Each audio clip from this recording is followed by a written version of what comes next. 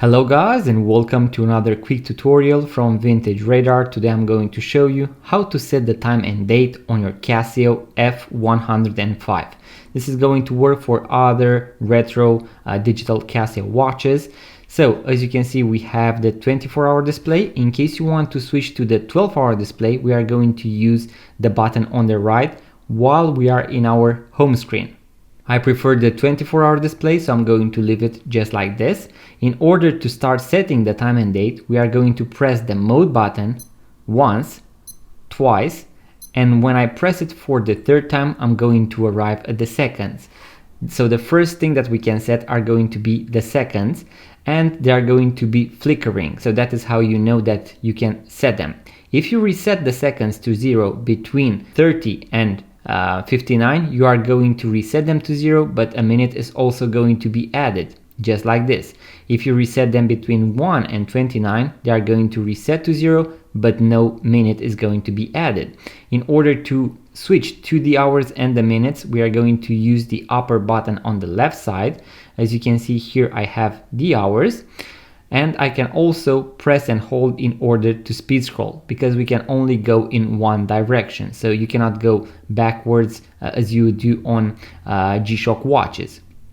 So let's make it 13. And then I'm going to press it once again in order to arrive at the minutes. I'm going to press and hold in order to make it 45. I'm going to release it before arriving at 45. So now I have 13:45.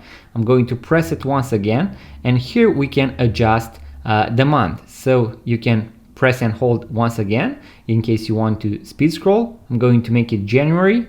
Then we are going to set the day of the month. So I'm going to make it the 20th of January. And then I'm going to set the day of the week, which is going to be Friday in my case.